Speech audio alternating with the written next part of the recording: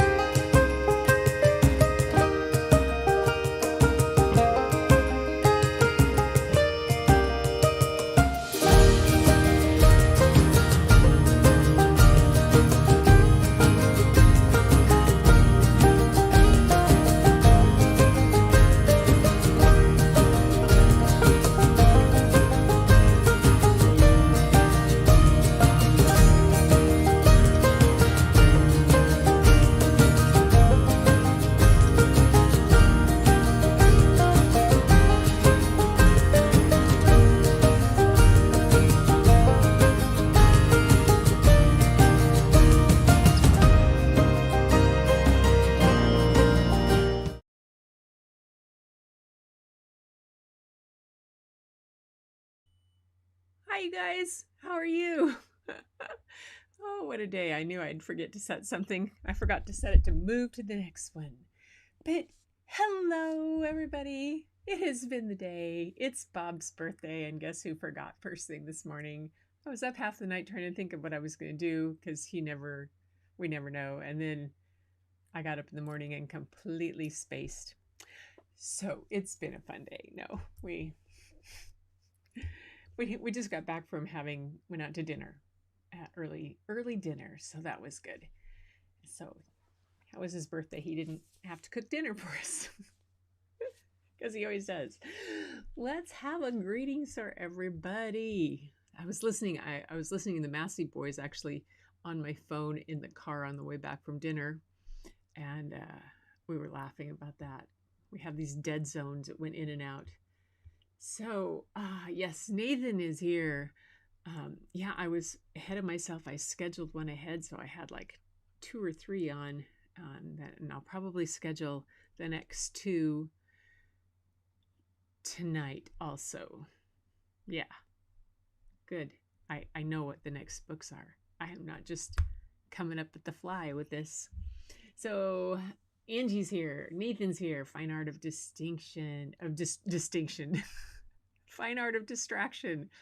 Oh, all right. Angie Mason. Deirdre's here with Deirdre Miller's D's Art. I hope all you guys are following each other. It's really important. And if you if you have a premiere or anything coming up or a show, make sure you put it in the comments. That's always welcome.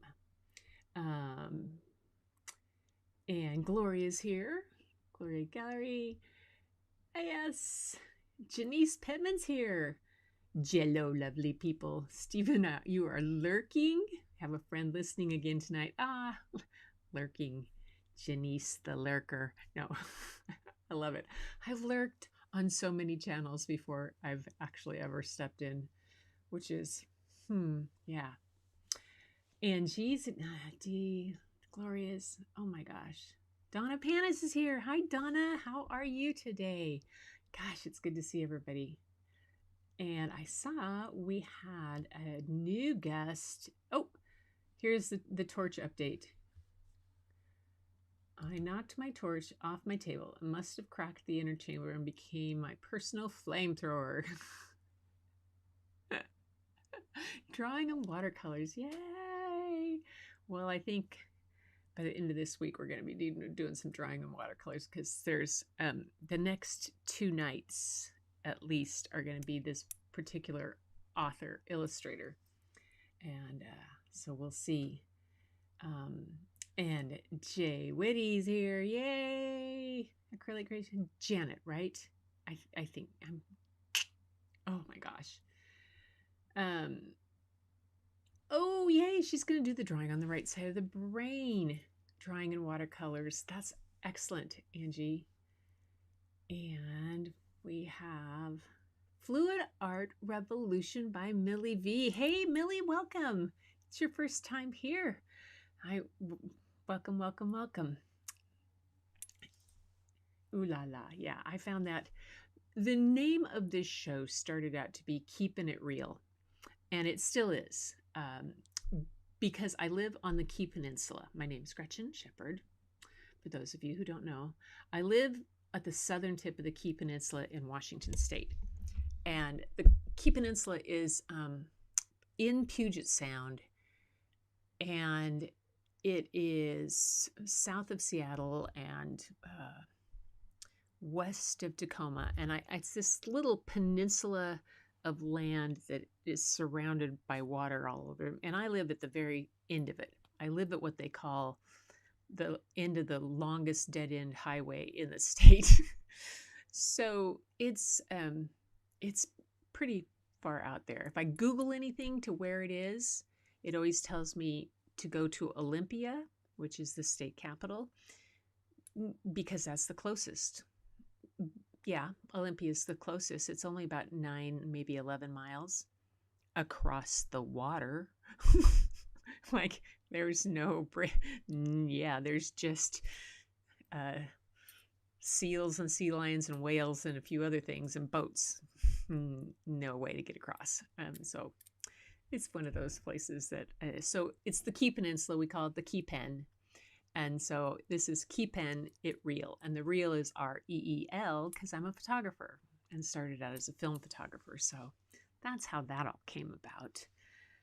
And the photography still comes in around and about, like the part you see around my head here and here, all around that overlay that I did.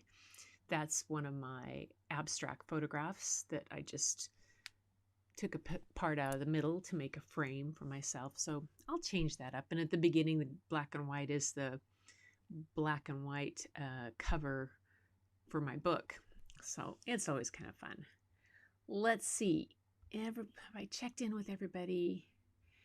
Yay, Millie, I'm going to have to go check your channel out. I have found some new channels this week by going to different places, and it's just been really a lot of fun.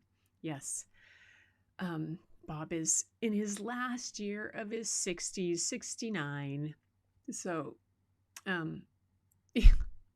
know he's the chef.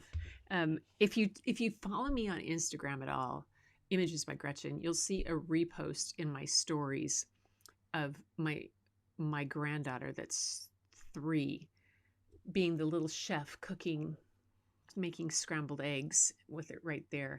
And it just warmed Bob's heart because it's just like she's the first one to take on his love of cooking of all the grandkids and everybody else. So, and oh my goodness, Gail Duke is here. Hi, Gail. Nice to see you. Oh, you're freezing cold in Alberta. I want to get up there to photograph so bad. So if you one day when the borders open up, Deirdre, get a message that there is this crazy tall photographer in Alberta looking for you. It's me. Oh my goodness. Okay. You know what? I'm going to text Bob because I didn't bring myself any water and I will start coughing for sure. Help. I need... This is so bad. I don't dare yell. Oh, goodness.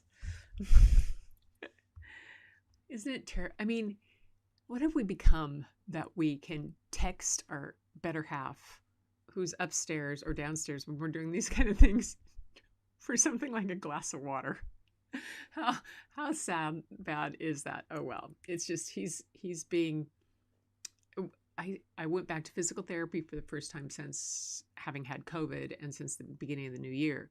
So I was very excited to get back to physical therapy. Not so fun. And then we had to make a couple errands and go pick up some stuff. And we were out most of the day. My knee is like the size of a watermelon and not happy with me, but we've got ice on it. That's okay. Yeah, Nathan is The Fine Art of Distraction. That's Nathan. And Gail Duke, Auntie Gail. Oh my gosh. Auntie Gail, I don't know the story behind that. Pot of gold. Who's got a pot of gold at the end of the rainbow? Wait till St. Patrick's Day, and instead of me, it's Mrs. Shepracon that comes to tell you the story. Anyway, so tonight, tomorrow night I'll tell you more about the author and illustrator, Graeme Base. Know that he's based out of Australia. He is Australian. He is one of the finest illustrators of children's literature around. He has a book out called Animalia that's an alphabet book that is absolutely incredible, and he hides himself on each one of the pages, and it's not like Where's Waldo, all things, but like every page of the alphabet book, if it's an A, everything on that page starts with an A, and then it's just an amazing book. My grandkid, I have it here. I'll show you some of the other ones. He did a book called The 11th Hour that was an award winner. But tonight we're going to read one of them from that I love called My Grandma Lived in Gooligulch. And there's so much to this book, so much verse, everything. It's just amazing to see. Oh. And every picture is just packed full. And the book is done in verse, which is just a delight. So we're going to get popping on this. I forgot to send the text to Bob. Of course, I write it and then I don't send it. Oh, you're in Miami. Millie, you're in Miami. Oh, love Miami. Love Miami. Used to go quite frequently when I was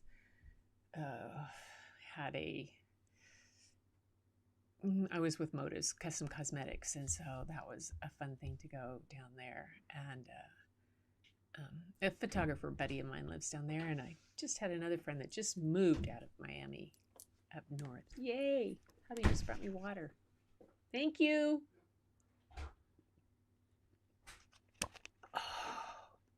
Minus 31 Celsius. Okay, I have to ask Siri.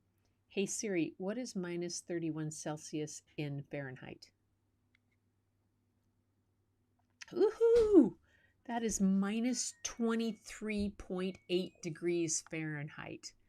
Whoa, that's colder than when I was in Yellowstone. Deirdre, bundle up. You need goose down booties. You sure do. All right, folks. It is story time. Everybody settled in? Everybody ready? Am I? Let's... Okay, we've had an issue tonight with the mouse. It has... Oh, connection lost. Fortunately, I have a trackpad too. There we go. And we're going to go to the book. There. Yep.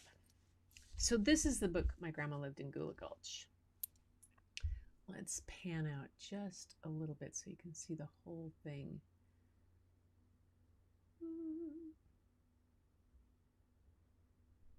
Oh, there.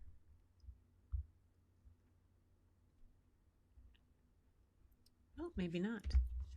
Oh, I love it when that... Oh. There we go. Okay.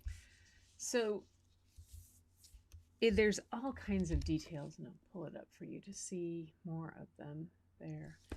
But one of the parts of the book, how it starts with, is this total amazing done in sepia tone, and it's like absolutely amazing. The details, the line drawing, it's like a pen and ink, just beautiful. All the different animals. And then what is cool about it is on the next page, he has all the names of all the different animals here so that you can find them. Anyway, he was born in England in 1958, and he's lived in Australia since 1966. His first international fame was with the alliterative alphabet book. I said Animalia. And then that's right. He did a illustrated version of the Jabberwocky from Through the Looking Glass. And oh my gosh, it's beautiful. And his next worldwide bestseller was The 11th Hour. And it's just pretty amazing. But this is My Grandma Lived in Gooligulch. Let's see what everybody else says first.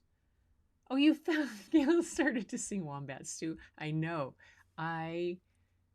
Once Wombat Stew gets in your head, it doesn't go away. I pulled the book out to read to one of my grandkids, and my daughter walked through the room when I was reading it, and she started going, Wombat Stew, Wombat Stew. It's pretty funny.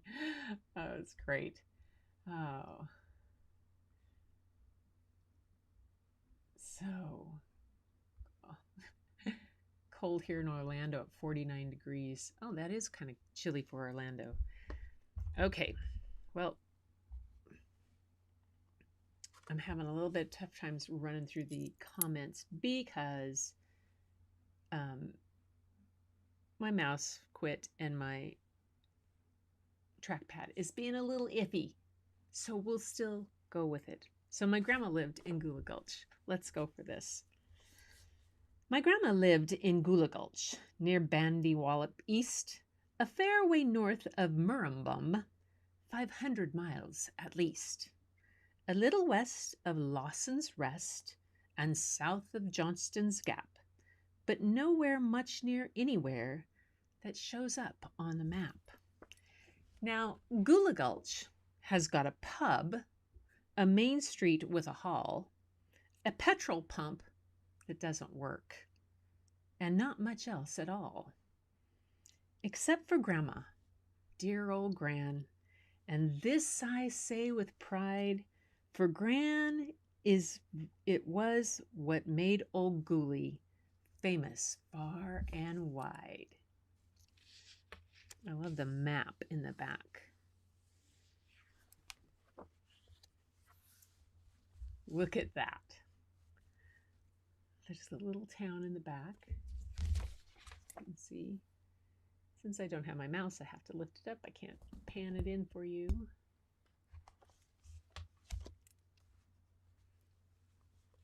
I'd even set my mouse up so that I could scroll it in and out so that it would do that. Nope. Look at the little Joey down there. I love this picture.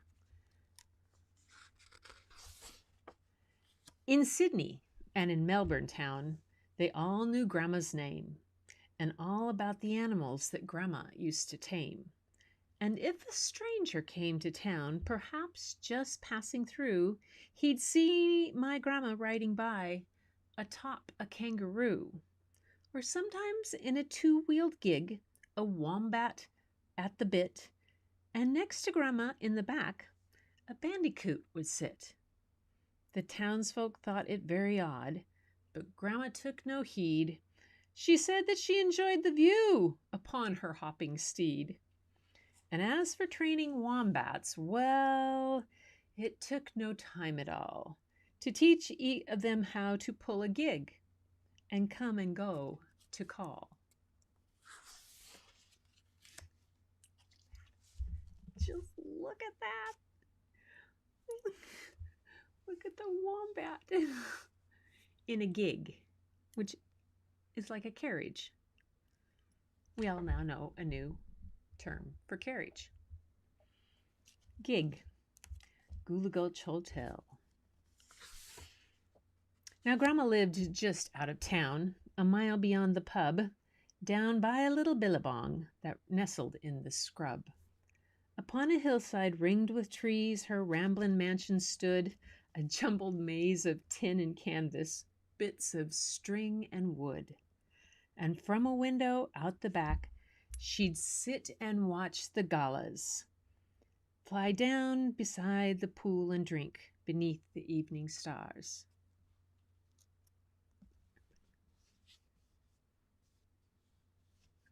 Galahs. Ah. Look at the pictures of the galahs. Oh!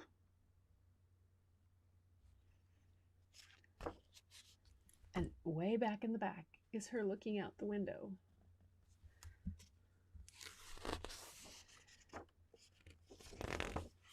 In years gone by, the house was full of birds, both big and small, rosellas, eagles, coots, and magpies rusting in the hall. While in the tiny living room, an old goanna sat and played a game of two-up with a dingo and a rat. My grandma whiled the hours away, conversing with a coot, or listening to the wombat play a tune upon his lute.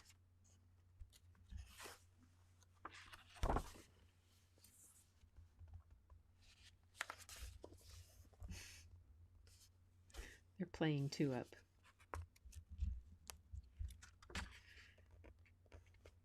Obviously, looks like some kind of a drinking game. There was a time, the locals say, when emus came to dine and stood about all evening drinking eucalyptus wine. They dressed for the occasion, looking rather out of date, and were spreading idle gossip in less than sober state. But then a frill-necked lizard gave one ancient bird a scare, and the dinner guests all panicked, running madly here and there. Some kookaburras heard the noise and came to watch the show, and laughed so much that Grandma sternly told them all to go. By the time the fuss was over, there was not a guest in sight. But then that's the way with emus, Grandma says. They're not too bright.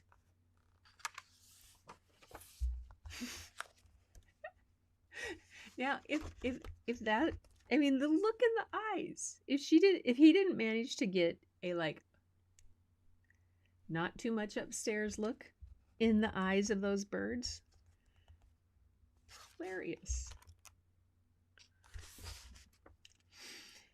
One year, when it was very hot, old Grandma went away and took the wombat with her on a seaside holiday. She didn't go by elephant or on a polar bear. Besides, you ought to know you don't find elephants up there. She didn't own a camel, and they cost too much to buy. So Grandma bought some goggles and decided she would fly. The eagle wouldn't take them, and the coot was far too weak, but a pelican consented. So they climbed into its beak, and off they flew quite low at first, then climbing very high, and as they turned towards the sea, the wombat waved goodbye.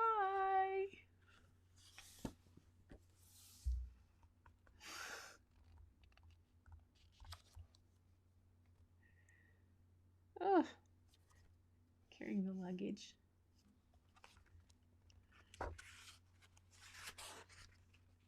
They flew across the desert sands and over mountains too, until at dusk they reached a place where giant tree ferns grew. The pelican came gliding down to land beside a creek, and Grandma and the wombat climbed it down gladly from its beak. Then while the pelican relaxed and Grandma cooked the tea, the wombat wandered down the creek to see what he could see. Oh my goodness. An echidna. There's the pelican. That's a cassowary. That's a cassowary too, the backside one. I think that's a cassowary. There's another wombat over there. Kookaburras. And a platypus. The trees were full of creatures with unfriendly glowing eyes, and giant furry spiders hunted giant furry flies. A baby tree snake slithered by and gave him such a start that poor old wombat turned and fled with terror in his heart. And so they spent the night there. But the wombat lay awake, looking nervously around him for a wombat eating snake.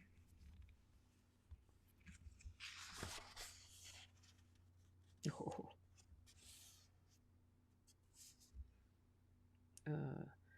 That's a what's those guys with the great big eyes that they have down there? I can't, have to look back at the pictures. When morning came, they journeyed on and reached the sea at last. The rolling waves came crashing in, the tide was running fast. But undeterred, my grandma donned her frilly bathing gear and dived into the foaming surf without a trace of fear. She sat upon a blow-up horse while Wombat went to sleep. The pelican went fishing where the sea was not too deep. But when that Wombat woke, the tide had carried her away, and no one's seen my grandma, even to this very day.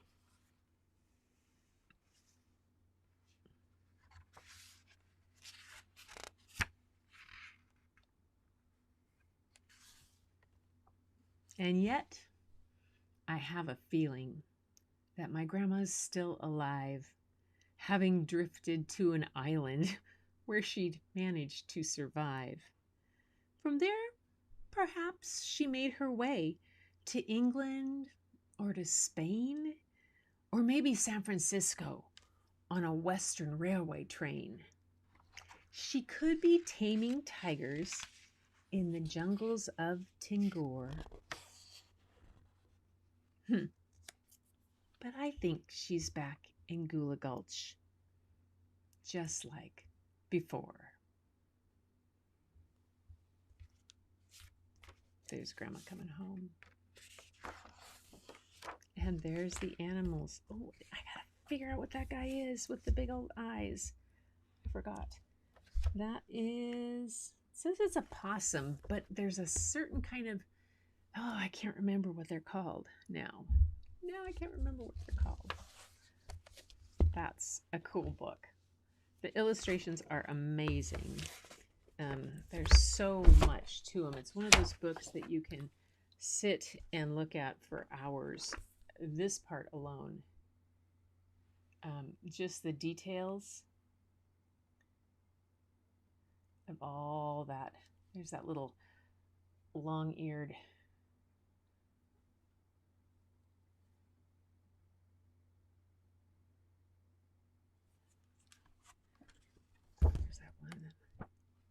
I like this one. There's the petrol tank that doesn't work. And the wombat. And Grandma, oh my gosh, that's what my granddaughter Rook is going to look like when she's that age.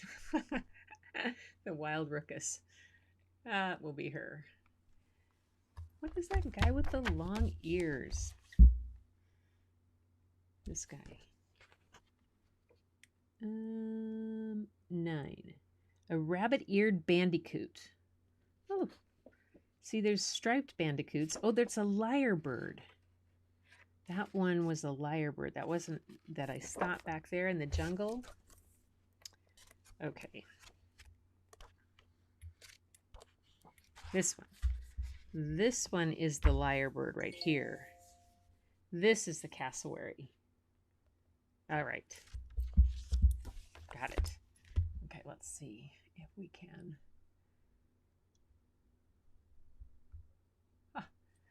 Now I'm going to see if I can actually see what everybody's saying here. Oh. Wrong way, direction. Come on. Nope. I'm having a part. Well, oh, there. Oh, maybe. I'm getting I got my trackpad to kind of work.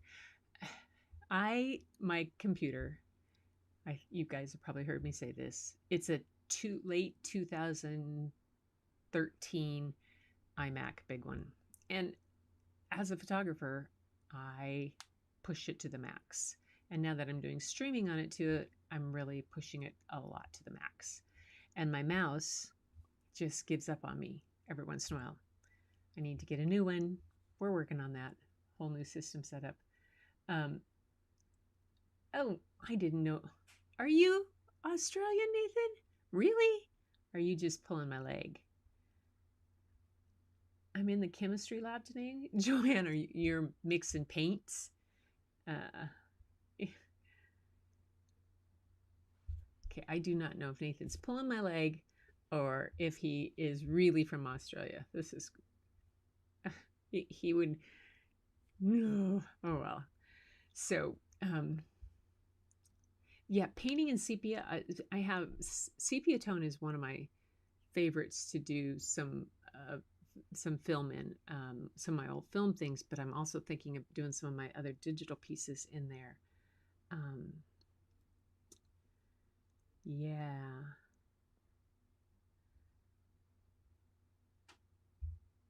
Fluid Art Revolution by Millie. We're gonna go and sub right now there. We're doing that. You guys hang on while I do this. Fluid Art Rev. Oh, there she is. And I'm already subscribed. Got it. Yay. All right. This is great. It is such a beautiful, it was a beautiful day around here too, but I hope you guys enjoyed that story.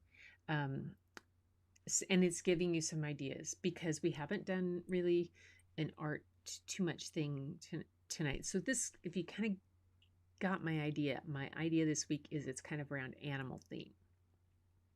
So we did Animalia, then we did Wombat Stew, then we did Grandma Lived in Gooligulch.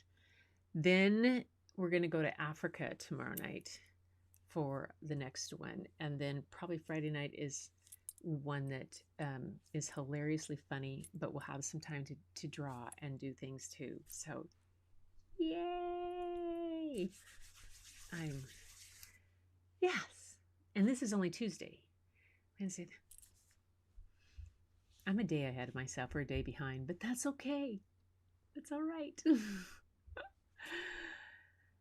It's just that kind of day. Taking it. I have to say, you guys, it's really, this helps me come to do something because you guys always enjoy this, and at least in my mind you do. And I usually, even if things don't run smoothly, I get the story right. When you forget your husband's birthday in the morning, you feel kind of like this tall, and that, and then just everything else. My daughter's kid had to have, my granddaughter who's 9 just tested positive. The grandson who's 3 has had it, was tested positive, but he's getting better. Annalena works in the health industry, so but she can't go in, but she's tested and she's done the antigen test, so she's okay. But still, it's just this, and my other daughter has had, she owns 4 adult mental health group homes, and has to have somebody there 24/7 in each house, 24/7 for the clients, to be cared for. And even with 35 employees,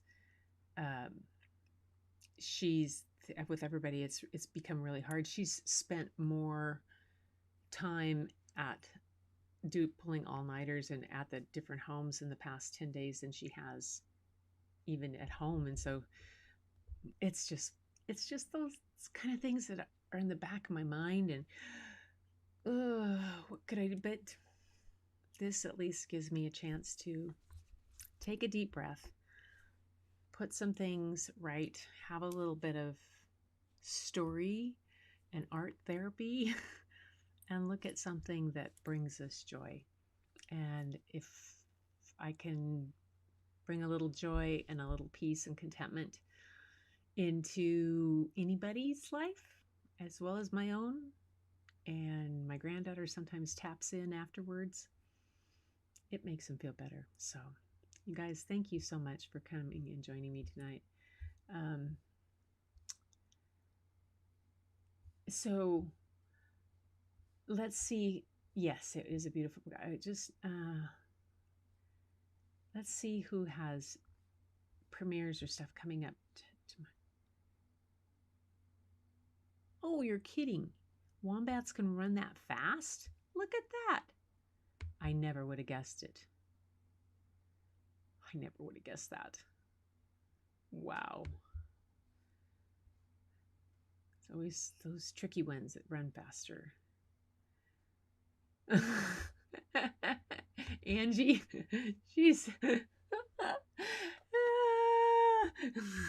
Don't we all? Don't we all? Oh my goodness. And they can be ornery? Well, yeah. Lots of different animals can be ornery if they're teased enough, I say. I think I think we insult them far too often. Yes.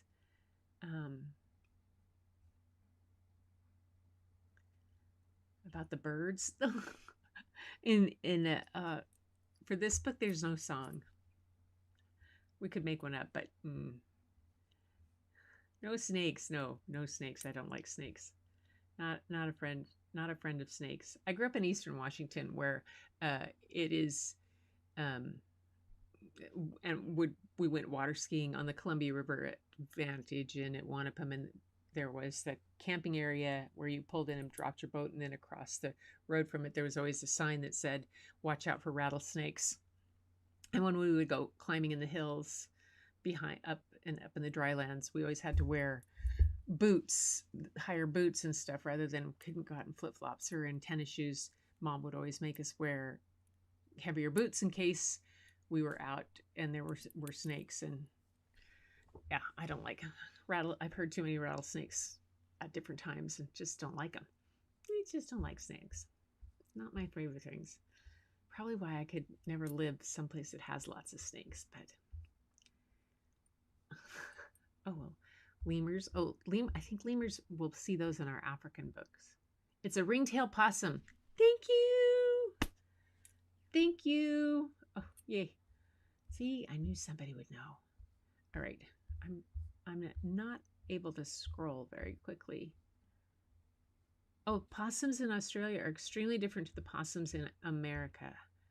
Possums here in America. I had a girlfriend who rescued a baby possum one time. And she kept it in her house in like an aquarium type thing in a cage. And it got bigger. And she would carry that sucker around her neck. She needed me to come to her house one time when her husband had been and I said, "I'm not coming unless you have that possum in its cage and you're not letting it out," because she would carry it all over the place. And finally we got her to let it go because she was sure that it wasn't going to be able to survive.